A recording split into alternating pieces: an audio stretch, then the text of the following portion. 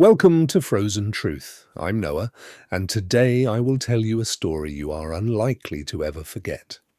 The bride insulted the old man in the worn coat without knowing that in his pocket lay proof that would destroy her wedding in 20 days and expose a secret from 27 years ago.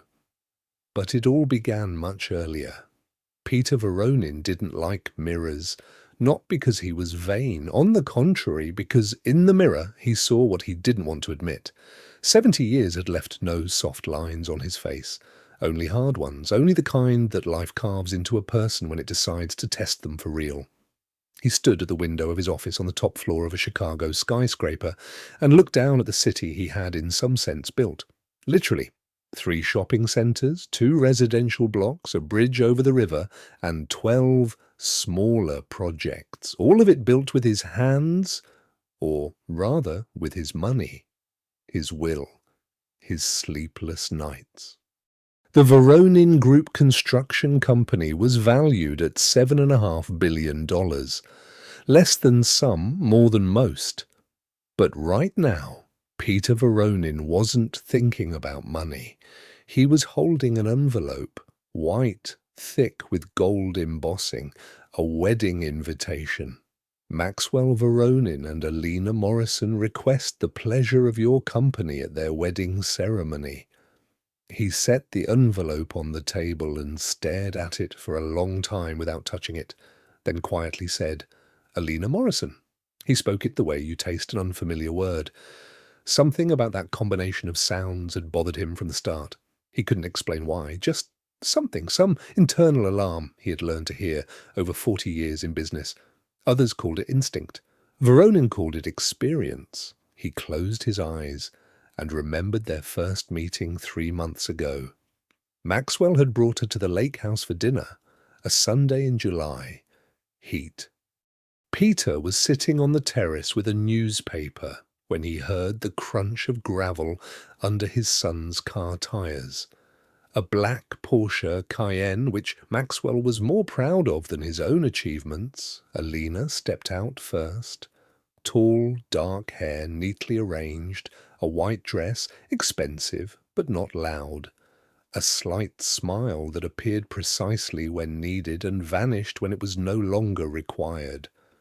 Voronin set down his newspaper. He had a gift for watching people without them noticing. While they smiled, greeted, said the right things, he watched their hands, the way a person holds a fork, how their eyes scanned the room when they thought no one was looking, how their expression shifted in the pauses between words. Alina was good, very good, too good. "Peter," she said, extending her hand, "finally! Maxwell has told me so much about you." The handshake was firm, not the typical soft grip, and her gaze was direct, with a barely perceptible warmth that looked genuine, almost genuine. "Sit down," said Voronin. "Tea? Coffee? Water, if you prefer. I don't drink anything hot in this heat." A small detail, plausible, but Voronin noted she said it the way people talk when they've thought in advance about the impression they're making. Dinner went smoothly. Alina was intelligent, that couldn't be denied. She spoke about the construction market with understanding that didn't seem rehearsed, quoted Dostoevsky, and in the same breath discussed stock market prices. She laughed at the right moments and fell silent at the right moments too. Maxwell watched her the way you watch something you're afraid of losing. Voronin noticed that as well. After dinner, when Alina went into the garden, Maxwell came to his father. "Well?" he asked, with that mix of impatience and fear that 35-year-old men still seeking their father's approval tend to display. "Beautiful," said Voronin. "And smart," added Maxwell. "Yes, Dad, I want to marry her." Voronin didn't answer immediately. He lifted his cup of tea, took a sip, looked toward the garden where Alina stood by the rose bush, examining something or pretending to. "Do you know her well?" "We've been together 6 months." "That's not long." "Dad, I'm 35. I know how to read people." Voronin looked at his son, at his immaculate jacket, his confident jaw, his hands that had never held a brick. Maxwell was handsome, intelligent, and comically unprepared to read someone like Alina Morrison. "All right," said Voronin, "get married." But inside, something tightened. 3 months passed. The wedding was set for November 20th. At the Ashwood estate, 400 guests, a live orchestra, a live stream for those not invited in person. Peter Voronin was expected to pay for all of it. He agreed. But first, he decided to check something. Not because he was cruel, not because he wanted to destroy his son's happiness, but because for 40 years in business he had survived by one rule: never sign a contract without checking the other party. Alina wasn't just his son's bride. She was a person they were about to open their family's door to, and Peter Voronin began his investigation. He hired an agency, not some downtown office with an online listing, but people he knew personally, people he paid well, people who understood the meaning of the word confidential. A week later, a report landed on his desk. Alina Morrison, born in Springfield, mother Nina Morrison, age 54, an accountant, father, unknown. A dash on the birth certificate, education, law degree from a well-regarded university. Graduated with honours, worked at 2 law firms, left both voluntarily. Last 2 years, no official employment. Voronin read that line twice. Honours degree, 2 years without employment. Either a wealthy benefactor or something else. He called the agency.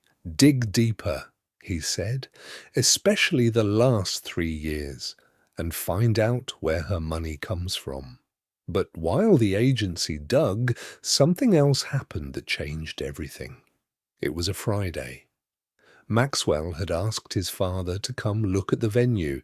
He and Alina wanted to show him the estate where the wedding would be held. Voronin came. The Ashwood estate was beautiful, white columns, a park, a pond with swans, everything designed to impress people who value appearance over substance. Alina met him at the entrance in a light beige coat, elegant, welcoming.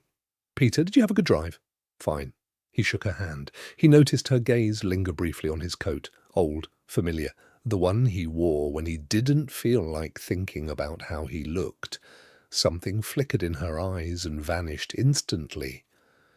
They toured the halls. Maxwell spoke about the wedding like a business project. Budget, logistics, guest count. Alina added details, flowers, menu, seating arrangements. At some point, Voronin fell behind. He simply stopped in one of the side corridors and listened. Alina hadn't noticed he'd stopped. "Dad's acting a little strange today," Maxwell was saying ahead. "That look of his." "Don't pay attention," Alina said quietly. "Old men are always like that. They think they see everything. In reality, they're just tired of life." Maxwell laughed. Voronin stood in the corridor and heard that laugh. He didn't move. Something simply and very quietly left him, the last doubt about whether he was doing the right thing. The agency brought a second report 4 days later. Voronin read it standing up because he couldn't bring himself to sit down. Over the past 3 years, Alina Morrison had been closely involved with 2 wealthy men over 50. The first divorced his wife after meeting Alina. The wife received the minimum settlement, and the business went to a partner who turned out to be connected to Alina. The second lost his share in a company as a result of a deal initiated by his girlfriend at the time, Alina, while the beneficiary turned out to be an anonymous structure. The scheme worked elegantly. Alina built trust. The man lost his critical thinking, and then at the right moment a deal happened. Money went where it was directed, but that wasn't all. At the end of the report was a sentence that stopped Voronin's breath. In the course of the investigation, it was established that Nina Morrison, née Ellis, Alina Morrison's mother, resided in the village of Millbrook, Springfield County, in 1997 to 1998.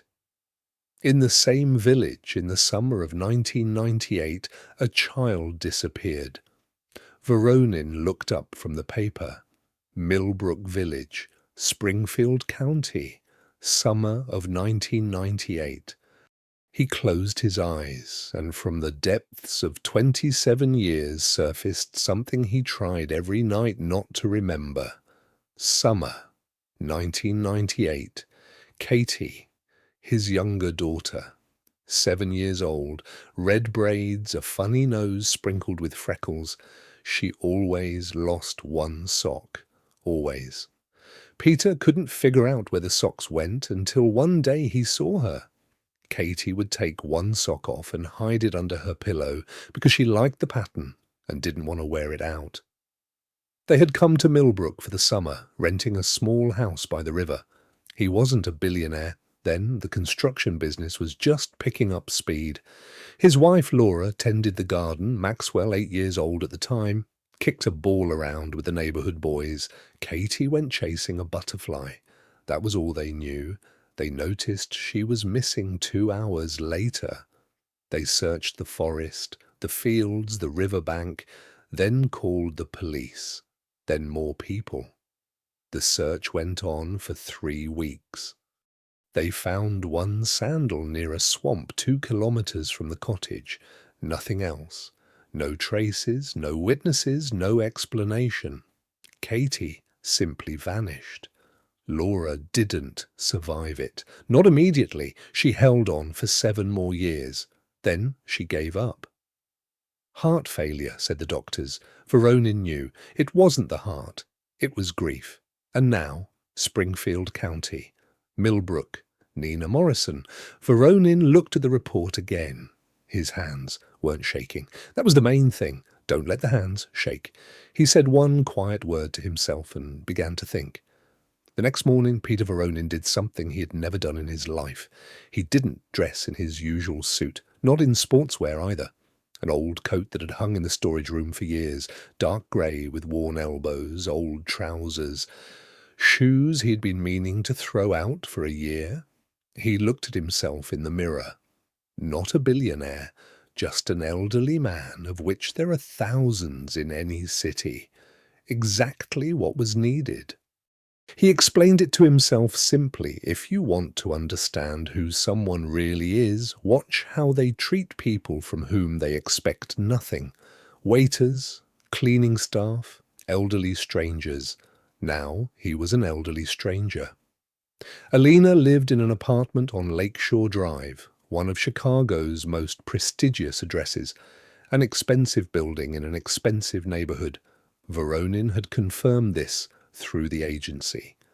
The apartment was rented for $8,000 a month, on whose money, unclear. He didn't plan to barge in on her. He simply wanted to observe. 3 days he spent in that neighborhood, walking the streets, sitting on a bench in the small square across from the building, sometimes stepping into a little coffee shop across the road. He'd order tea, sit by the window. No one paid him any attention. He was part of the landscape. An old man with tea. People don't notice those. On the second day, he saw something interesting. Alina came out of the building not alone. Beside her was a woman in her mid-50s, heavy-set, in a dark coat. They walked quickly, speaking in low voices, then got into a taxi. Voronin memorized the woman's face. Alina Morrison, the mother. On the third day they appeared again. This time they came into the coffee shop, the same one where Voronin was sitting. He lowered his head over his cup. They sat at a nearby table, one removed from his. They spoke quietly, but in a small room everything is audible, if you know how to listen. He called again yesterday, said Nina, asking about the prenuptial agreement. I know, Maxwell told me. Do you think the old man suspects something? A pause, the clink of a cup on a saucer. No, he's just cautious. All rich men are cautious. That doesn't make them smart. There was a quiet, cold laugh in Alina's voice. He sees what he wants to see, and what he wants is for his son to be happy. And if he's checking up on things, let him check. Everything's clean on my end. You stay quiet too. How many times do I have to tell you? Voronin didn't lift his head. He stared into his cup and heard every word. "Mum," said Alina, and her voice dropped lower. "Everything will be fine for us. After the wedding, I'll be married to the heir. The contract is already prepared. A year later, divorce, and half the assets are mine. If the old man tries anything, I have something to show him." "What?" Silence then. "Not here. I'll tell you later." Voronin slowly, very slowly raised his gaze from his cup. Alina was looking sideways at her phone. Nina was saying something, but she was no longer listening. She was scrolling through something on a screen. Voronin stood, left money on the table, and went out. On the street, he stopped and stood still for a few seconds, letting the November air cool his face. He had heard enough, but not everything. There was one phrase he hadn't understood. "I have something to show him." What exactly? That same evening he called the agency. "Nina Morrison," he said. "I need everything. Her address in Springfield, relatives, acquaintances, especially from 1997 to 1999. Millbrook." The man on the other end paused. "Peter, are you sure?" "I'm sure." Another pause. "This will take time." "I have time," said Voronin. "The wedding is in 20 days. The following week he met with his son. Maxwell had come to the office under the pretense of discussing some contract, but Voronin could see his son was anxious. They sat in the conference room. The secretary brought coffee and closed the door. "Dad," Maxwell began, "I need to talk to you seriously." "Go ahead." "Alina told me." He hesitated. "She told me you hired people to check up on her." Voronin set his cup on the table calmly. "And that's unpleasant, Dad. It's offensive. She's my fiancée. Maxwell, I check everyone I enter into a contract with. It's business." "This isn't business. This is my personal life." His voice rose. Maxwell stood, then sat back down. The shirt on his chest rose and fell with quick breathing. "You're always like this," he said. "Quieter. Always control. Always your rules. I'm an adult, Dad." "I know." "Then please stop this. I'm asking you." Voronin looked at his son for a long time, at his handsome, anxious face, at the hands that gripped and released the edge of the table. "Maxwell, do you know where Alina worked for the last 2 years?" "She did private consulting, legal work." "For whom?" "She doesn't owe me a full explanation." "Have you met her mother?" Something flashed briefly in Maxwell's eyes. "What does that matter, Dad?" "It matters a great deal." Voronin stood, walked to the window. "Listen to me, Maxwell. I don't want to interfere. I want you to be happy. But I'm asking you one thing. Wait a little longer. Give me time to finish what I've started." A long pause. "Dad," said Maxwell, and his voice went cold. "If you try to ruin this wedding, I will never forgive you." Voronin turned to him. "I heard you." Maxwell left. Voronin remained at the window. Beyond the glass, Chicago's sky was low and grey. November. For the first time in many years, he felt genuinely alone. 3 days later, the agency brought what he had been waiting for and what he had been dreading. A report. 6 pages. Nina Morrison, in 1997 to 1998, had worked as a nanny and caregiver for several families in Millbrook Village. No official contracts. Grey market wages. In June of 1998, she had been employed by the Kessler family, whose house was 300 meters from the cottage rented by the Voronin family, 3 days before Katie's disappearance. In the records of the 1998 case, Nina Morrison was listed as a witness. She said she had seen nothing and knew nothing. The case was dropped 6 months later for lack of evidence. Nina Morrison moved from Millbrook to Springfield in September 1998, 2 months after the child's disappearance. Voronin reached the last page. There was a photograph, black and white, poor quality, a copy of an old snapshot. 2 children in a yard, one girl, blonde, unfamiliar. The second girl, red braids, funny nose, Katie. That was Katie. Next to Katie stood a small, dark-haired girl, perhaps 3 or 4 years old. Below the photo, a handwritten note in pencil, apparently added by someone at the agency. Photo found in a local residence archive. Presumably summer 1998, Millbrook. Dark-haired girl, possibly the daughter of Alina Morrison. Voronin stared at this photograph for a long time. His hands still didn't shake. He made the effort and didn't let them. A few more days passed.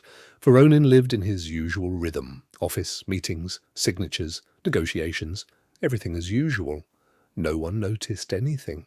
He had mastered this, being outwardly ordinary while something slow and methodical worked inside.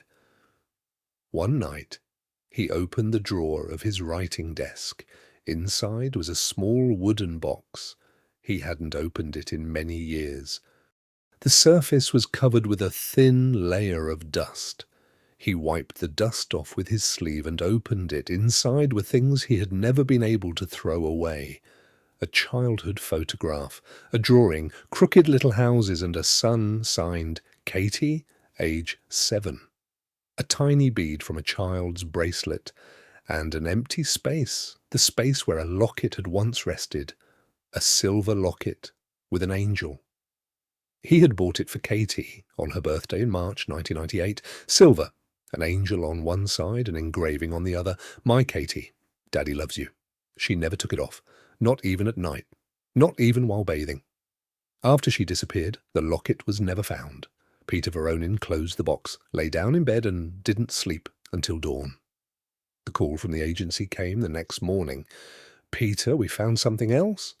Go ahead. One of our people spoke with a former neighbour of the Morrisons in Springfield, an elderly woman, 82 years old. She lived next to them from 1998 to 2007. She says, a pause. She says that when Nina Morrison arrived in Springfield, she had many new things, expensive for those years, and little Alina wore a silver locket that she never took off, a small angel on a chain. Voronin stood at the window. Snow was falling outside. He watched the snow and counted his heartbeats. Describe the locket. Silver. An angel on the front. The neighbour never saw the back. Does Alina still wear it? Unknown, but the old woman says she remembers. Alina treasured that locket deeply. When people asked where it came from, she would say, "It's been mine a long time." Voronin ended the call, stood at the table without moving for several minutes, then picked up the phone again. "I need one more person," he said. "Experienced, discreet, delicate work." His name was Gerald Crawford, 60 years old, a retired investigator, retired from the district attorney's office 8 years ago. Voronin had known him a long time. They had met by chance on a hunting trip 15 or so years ago. Since then, Crawford had helped him several times with matters that shouldn't be entrusted to strangers. He was a quiet, dry man with attentive eyes. He spoke little and listened well. Voronin told him everything. Crawford listened without interrupting, then asked for the agency's folder. He read it for a long time. Voronin waited, looking out the window. "So you think that—" Crawford began. "I don't think anything," Voronin interrupted. "I want to know." "I understand." Crawford set down the folder. "Peter, if what's written here is true, this is very serious. This isn't just a con." "I know. You'll need an expert examination, DNA, the locket." "I know." "She won't give either one voluntarily." "I know." Crawford looked at him for a long moment. "All right," he said at last. "I'll handle it." But before Crawford could do anything, something happened that Voronin hadn't expected. Maxwell called on a Wednesday evening. "Dad, we need to talk." His voice was too even, rehearsed. "Come over," said Voronin. "No, better if you come to us." Voronin understood. That meant Alina's place. The apartment on the prestigious street was beautiful. High ceilings, white walls, expensive furniture. Everything correct, everything like a magazine. Alina met him at the door. "Good evening, Peter." She was smiling, but her eyes weren't. They moved to the living room. Maxwell sat on the sofa, straight and tense, like someone asked to play a role that didn't fit.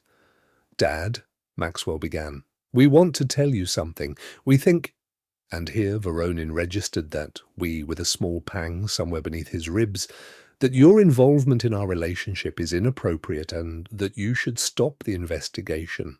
I've already told you my view on that." "Dad!" Maxwell raised his voice. "If you don't stop, we'll be forced to take action." "What action?"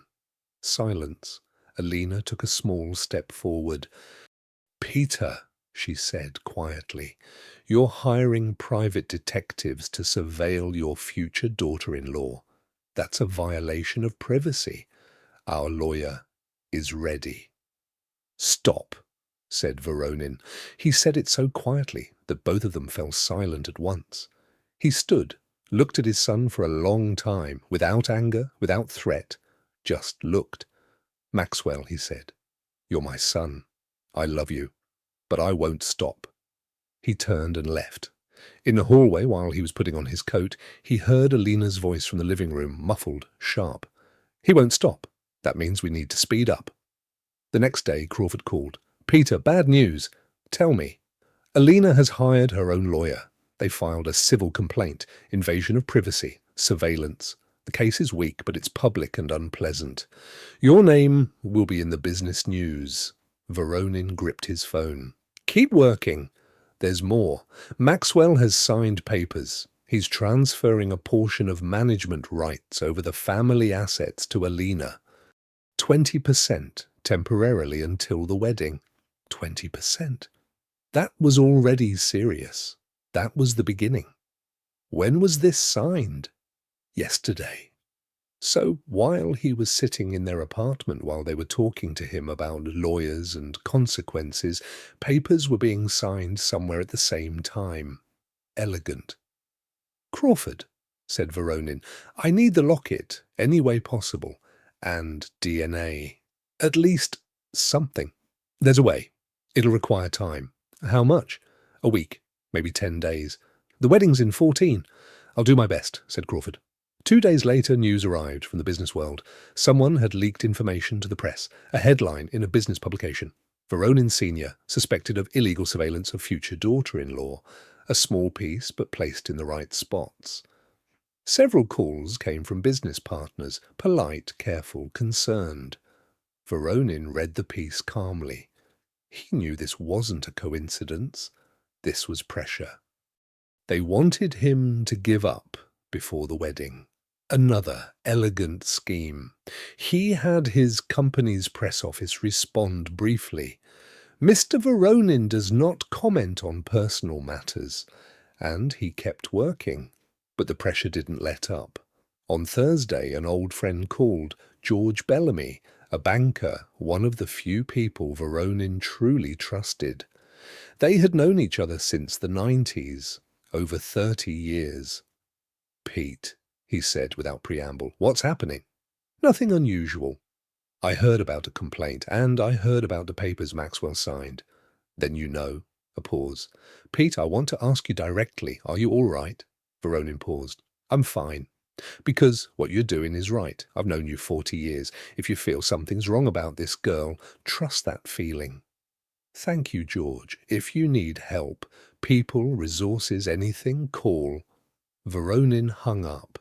It was a small, warm flame in a cold week, but he knew one flame wasn't enough. He needed proof.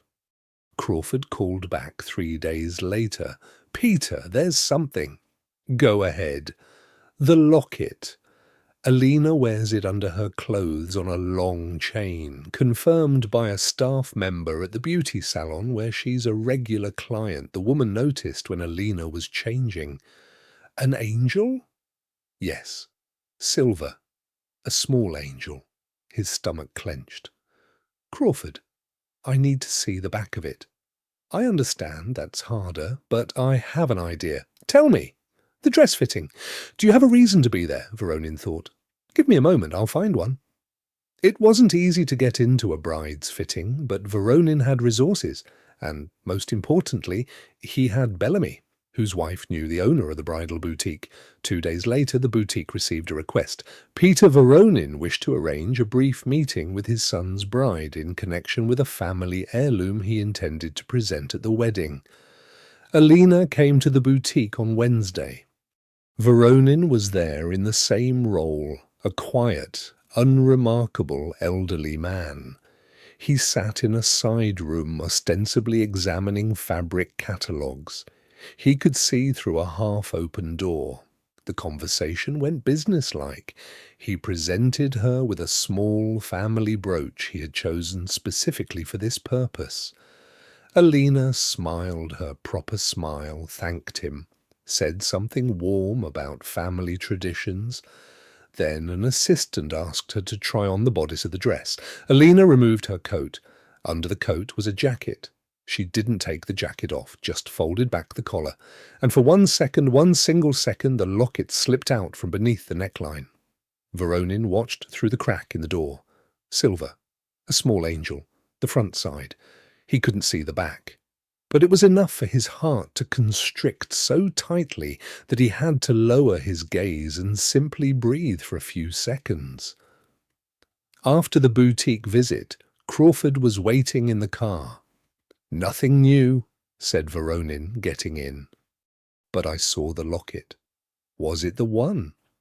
I bought it myself. I held it in my hands. A pause. Yes, I'm certain. Peter, said Crawford carefully, that's still not proof. There are thousands of lockets with angels. We need the engraving on the back, or DNA. I know.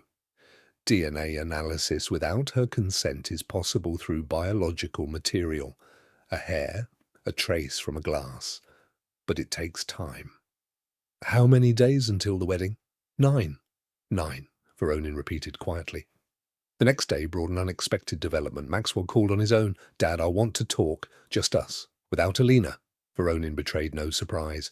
Come to the lake house. This evening. Maxwell arrived at 8. He looked exhausted. Dark circles, a slight slump to his shoulders that hadn't been there before. They sat at the kitchen table. Voronin brewed coffee himself in a small pot, slowly, the way he liked it. Maxwell was silent for a long time, then said, Dad, I overheard Alina talking with her mother yesterday. By accident, I came in quietly and caught part of it. They were talking about money, about some plan he looked up. I didn't understand all of it, but I didn't like it. Voronin placed a coffee cup in front of him. What exactly did you hear? Her mother said, the important thing is that it happens before the wedding. And Alina replied, I know what I'm doing. Then they noticed me and went quiet. Silence. Maxwell, said Voronin, listen to me. I'm listening. I won't tell you what I think about Alina, not yet. But I'm asking you one thing. Don't sign anything else. No documents, no powers of attorney, nothing, until you've spoken with me. Maxwell looked at him. Something in his eyes that Voronin hadn't seen in a long time, something from the little boy who wanted his father to say the right word. All right, he said quietly. All right, Dad. That was the first ray of hope, but Voronin knew rays of hope break most easily. The ray broke 2 days later. Maxwell called on Wednesday and his voice had gone strange again, flat, prepared. Dad, I want you to know. Alina explained that conversation to me. Everything's fine. They were just discussing the finances of the wedding. Maxwell, I'm asking you to stop all this. Dad, please. For my sake. A pause. Did you decide this yourself? Too long a silence. Yes, said Maxwell. Myself. He hadn't. Voronin heard it in the intonation. All right, said Voronin. He set down the phone, and at that exact moment, not a second earlier or later, Crawford called. Peter, we have something important. I need to meet with you today. Crawford arrived an hour later. He placed a tablet on the table. On the screen was a photograph. One of our people found this in the Springfield County Records Office, an old court case file. It was closed, but some of the documents survived. Voronin looked at the screen. Records from the 1998 case, testimony of a witness, a neighbour of the Morrison family in Millbrook. The woman reported that on the day of the girl's disappearance, she had seen Nina Morrison hurrying away, holding a child by the hand. The child resembled the girl from the Voronin family.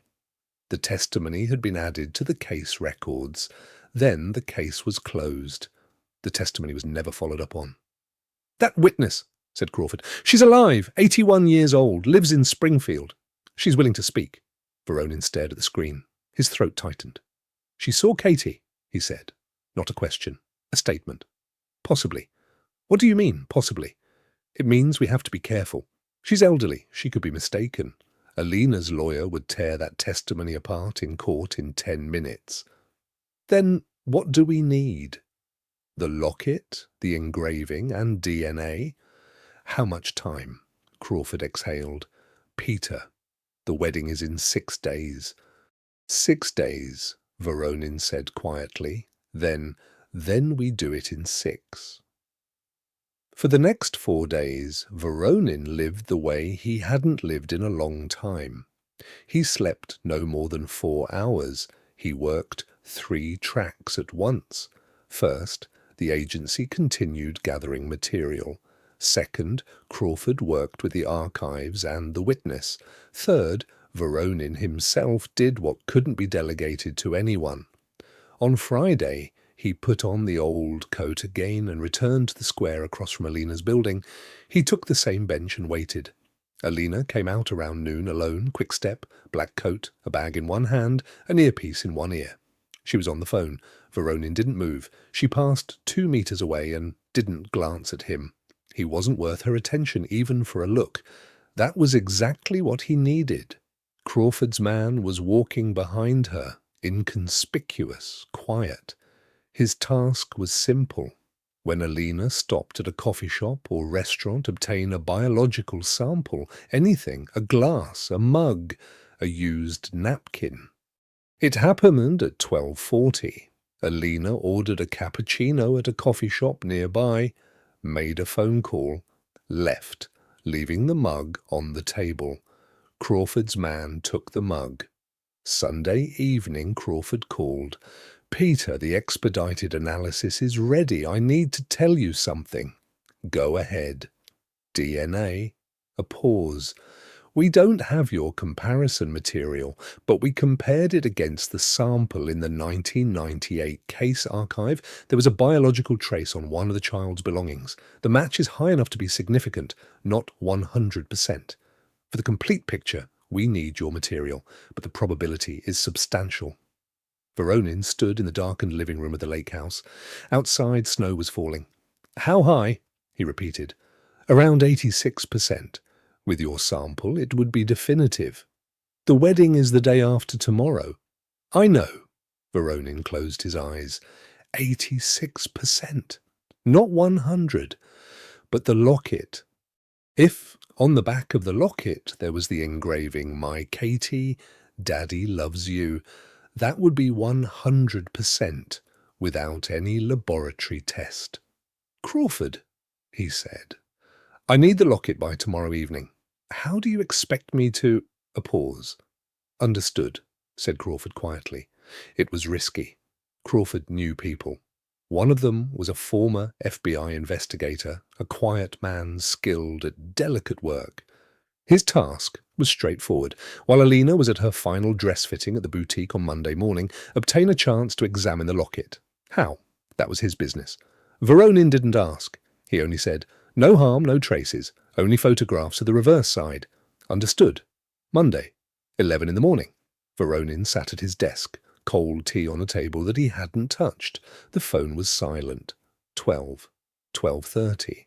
At 1:20 the phone vibrated. A message, a photograph, a silver locket, the backside, slightly worn but readable engraving. He enlarged the image. The words appeared clearly. "My Katie, Daddy loves you." Voronin set the phone on the table and sat without moving for a long time. Then he covered his face with his hands. He wasn't crying, just a few seconds of darkness behind his palms. Then he lowered his hands, took a breath, and reached for the phone. "Crawford," he said, steady. "Everything is ready. Tomorrow at 10, my place." They worked through the night. Crawford and two other people Voronin trusted, a lawyer from the old school and a forensic expert who worked with archives. By morning they had an audio recording from the coffee shop, Alina and Nina Morrison discussing the plan, photographs of the back of the locket with the engraving, the testimony of the Springfield County witness, recorded on video and officially witnessed, archived court materials from 1998 with Nina Morrison's witness statement, the DNA analysis with an 86% match, and the full financial scheme from Alina's previous 2 relationships, detailed with documentation. It was enough, more than enough. Voronin looked at all of it spread across the table. "Crawford," he said, "you understand what happens tomorrow?" "I understand. Are you ready?" "Yes." "Then, tomorrow. November 20th. The Ashwood estate was decorated the way places get decorated when they're meant to look like something out of a fairy tale. White flowers live, flown in from Oregon, candles in crystal holders, long tables set for 400, a live orchestra. Guests arrived from midday, business partners, officials, journalists, a few well-known faces. Members of the press registered at the entrance. Voronin arrived at 2:30. He was dressed simply, dark suit, white shirt, no ornaments. Crawford was nearby, and a few other men moving unobtrusively through the hall. Maxwell met his father at the entrance. He looked excited, happy, slightly frightened, with that fear people feel on important days. "I'm glad you came." "I had to," said Voronin. They embraced briefly in the way of men. Voronin felt his son grip his shoulder. "Dad, I know we've had our—" "Later," said Voronin gently. "Everything later, son." The ceremony began at 3. The hall filled. 400 people took their seats or stood along the walls. The orchestra played softly. Alina entered to music. A perfect white dress, fitted bodice, open shoulders, a veil. On her neck, the locket. It wasn't visible, but Voronin knew. There, beneath the fabric of the dress, on a long silver chain. She walked slowly, smiling. That same smile, correct at precisely the right moment. Maxwell watched her in a way that made something ache in Voronin's chest.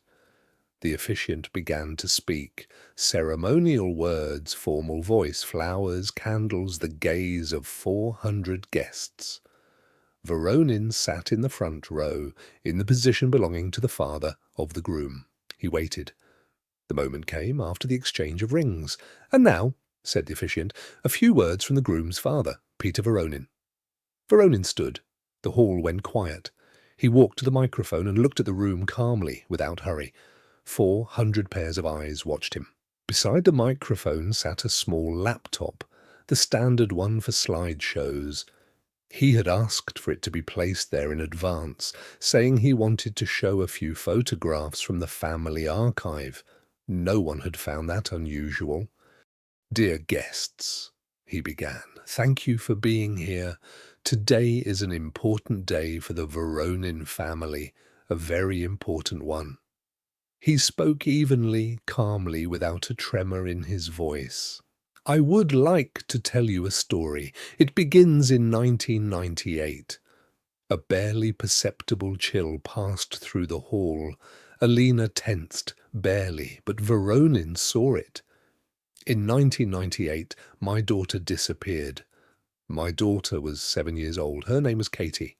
A pause.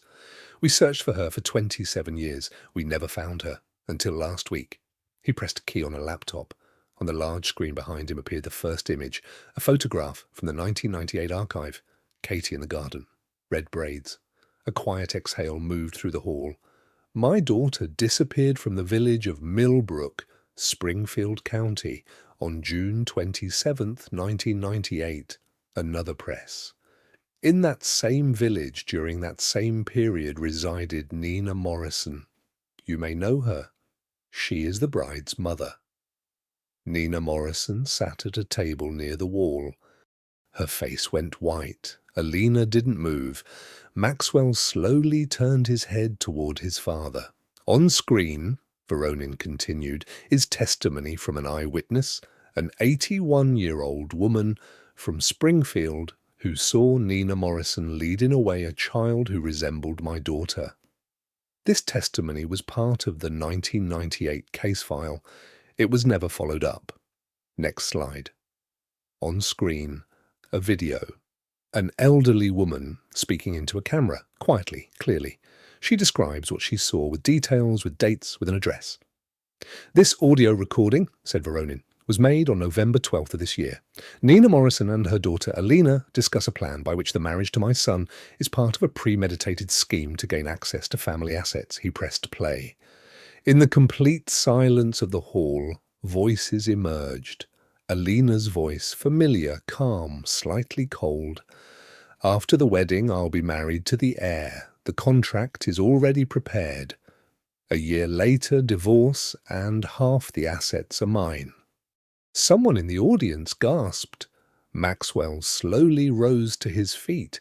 Dad, he said, and his voice cracked. Wait, son, said Voronin, not turning. A moment more. Next slide.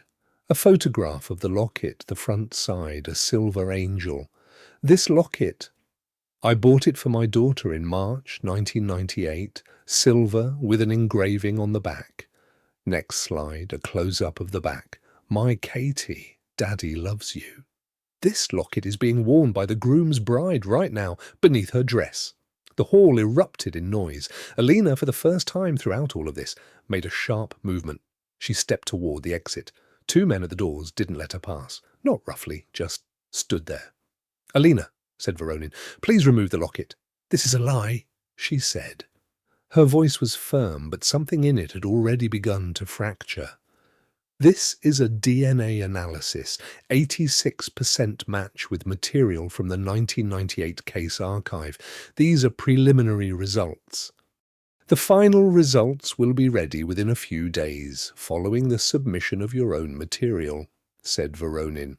Voluntary submission or through the official investigation. Nina Morrison rose from her seat. She stood, and in her face there was nothing left but fear. Old fear, long buried, now dug up again.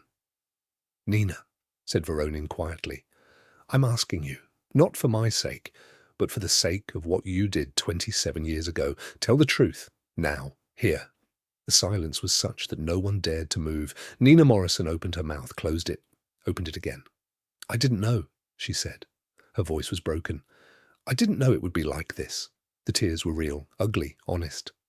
I found her near the swamp. She was crying. She was lost. I wanted to bring her back, but then I got scared. I thought they'd search for her, they'd find her, and they'd think that I got scared. I left with her. I said she was an orphan. Alina doesn't remember. She was so small. Mum, stop! Alina's voice broke, but the words had already been spoken. Voronin stood at the microphone. He wasn't crying. He simply looked at the woman who had just returned to him 27 lost years, or at least an explanation for them.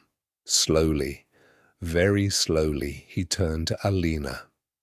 "You are not responsible for what happened in 1998, he said. "You were a child." She looked at him.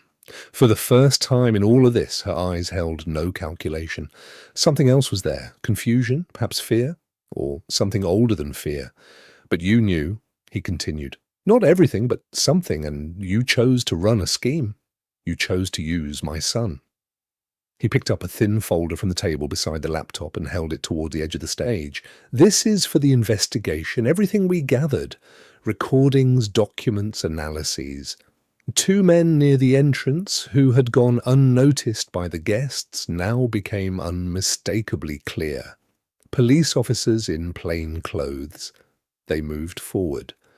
Maxwell stood in the middle of the hall. His face was grey. He looked from his father to Alina, to the screen where the engraving still glowed. "My Katie, Daddy loves you." "Dad," he said, and his voice was broken. "Dad, Voronin walked to him, took his son's face in his hands the way he had when Maxwell was 8 years old, and looked him directly in the eyes. "You're not to blame," he said. "I didn't listen to you. Maxwell, you are not to blame." His son embraced him.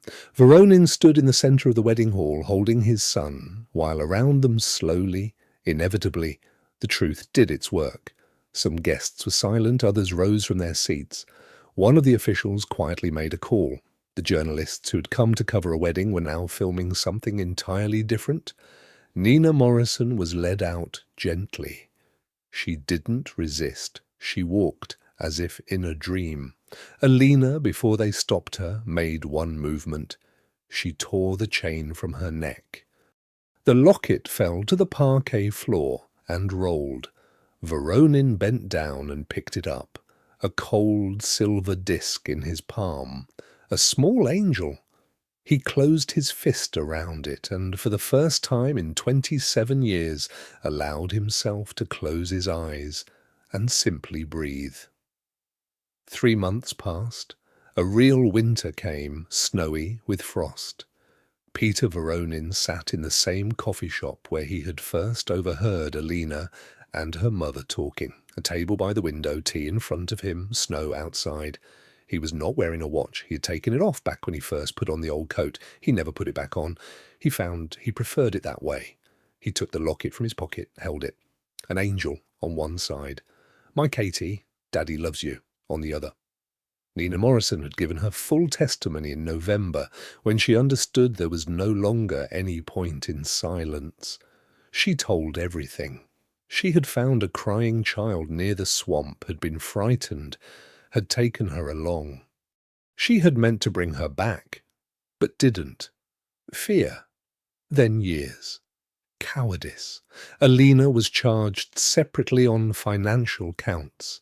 The scheme involving the 2 previous men had been confirmed. The cases were consolidated.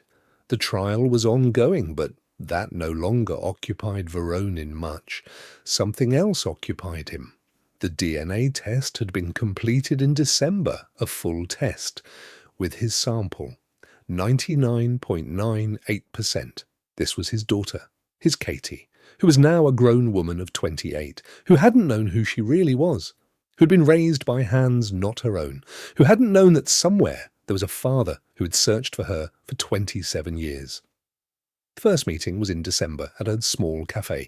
Neutral ground, as the lawyer put it. They both needed space. She arrived first. She sat by the window in a dark coat, dark hair, her father's eyes. He saw that immediately. He entered. She looked up. "Are you Peter?" she asked. "Yes," he said. A long pause. "I was told that—" She didn't finish. "I don't know how to do this." "I don't have words for it either," he said quietly. "Sit down. We have no need to rush." They sat for 3 hours. They spoke little and a great deal. He told her about Millbrook, about red braids, about the lost socks. She listened, and occasionally something surfaced in her, vague, almost dreamlike. A sandal near the swamp that Nina told her to throw away, her hair colour, which had darkened with age. They didn't cry. Well, almost. Once, when he held the locket out to her, she took it, turned it over, read. "Katie," she said softly, as if trying out the word. "Katie," he confirmed. She placed the locket on the table between them. They looked at each other. "I need time," she said. "I need to understand. I know." "But I want to," she raised her eyes to his. "I want to understand." That was all that was needed. Maxwell called the next day. "Dad, how did it go?" "Well, really. Dad, forgive me." "Maxwell, no, I have to say it. I didn't listen to you. She was convincing, and forgive me." "You heard me," said Voronin at the end. "When you came and told me about that conversation, you came to me. That was late. Not too late." A pause. "Maxwell, you're my son. I hold nothing against you. Dad," the voice broke, "I love you. I love you too." In January, Voronin put on the old coat again. Not for disguise, just because he'd gotten used to it. He walked through the snowy square, past the bench where he had sat 3 months ago, past the coffee shop. The locket rested in his pocket. He stopped at the familiar bench and sat down. People moved around him, young, quick, looking nowhere in particular. No one glanced his way. An elderly man in an old coat sitting on a bench in the snow. He took out the locket, held it, then tucked it away, stood and walked home. Ahead was something important. Saturday. Lunch. His daughter had said she would come. He didn't yet know what to cook. She had said, "The main thing is that it's warm." He decided on soup, simple, homemade soup with bread, the kind Laura used to make. The locket lay on the kitchen table. Beside it 2 place settings, one for him, one for her. Outside, snow was falling. And Peter Voronin, for the first time in 27 years, was not afraid of the day that was coming. Justice doesn't always come quickly, but it comes. And now, a question for you. Could you forgive someone who, out of cowardice, stole 27 years of your life? Or are there acts that can never be forgiven, only accepted? Leave your answer in the comments below. And if this story stayed with you, please like the video and subscribe to Frozen Truth.